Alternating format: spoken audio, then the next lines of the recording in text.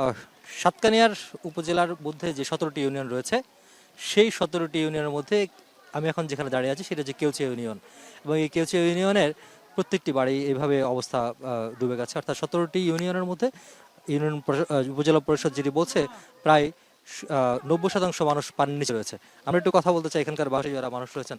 সহযোগিতা কিয় না এটা পানি ঘর ডুবি বেগুন বাড়ি ঘর বেগুন ডুবি গিয়ে অনেক কেন আইয়ে আমরা এখনো পর্যন্ত কারো সহযোগিতা পাই নাই। আমরা সব তলিয়ে গেছে, বর্তমানে অনেক বাড়ি তলিয়ে গেছে। আমরা এখনো পর্যন্ত কোনো সহযোগিতা বা আশ্বাস পাই নাই। আচ্ছা, এমনি তো এখানকার যারা পানিতে আটকে পড়ছে তারা কোথায় গেছে? হয়তো কারো পাশে বিল্ডিং আছে, দুতলায় উঠে গেছে বা অন্য জায়গায় চলে গেছে।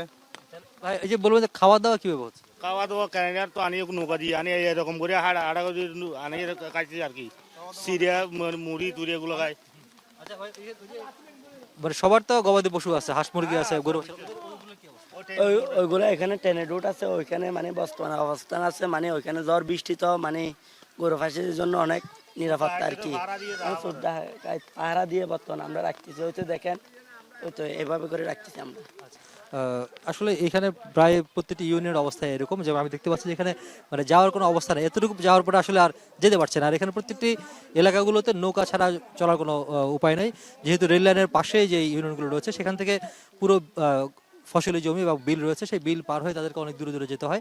এবং মূলত ড্যামলা, নলুয়া এবং কেউচিয়া সহ যে ইউনিয়নগুলো রয়েছে সেগুলোর পানি কেউ কেউ বলছেন কিছুটা নামতে শুরু করেছে, আবার কেউ বলছেন গতকাল রাত থেকে বৃষ্টির কারণে সাঙ্গু নদীর যে পানি সেটি আর কিছুটা বেড়েছে।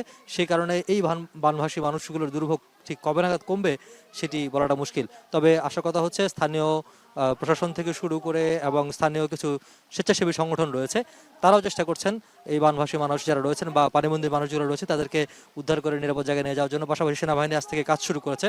24 এবং 10 পদাতিক ডিভিশনের পক্ষ থেকে তারা বিভিন্ন জায়গায় যাচ্ছেন, যারা বানভাসী রয়েছেন বা গৃহবন্দী রয়েছেন বা কেউ কোনো ক্ষতিগ্রস্ত অবস্থায় রয়েছেন কিনা, বিপদাপন্ন অবস্থায় রয়েছেন কিনা, তাদেরকে উদ্ধার করে নিরাপদ স্থানে নিয়ে যাওয়ার জন্য এবং যতটুকু ত্রাণ সহযোগিতা করা দরকার স্বেচ্ছাসেবী সংগঠনের পাশাপাশি উপজেলা প্রশাসনের পক্ষ থেকে এবং সরকারি পর্যায়েও সেটি করার ব্যবস্থা করা হচ্ছে।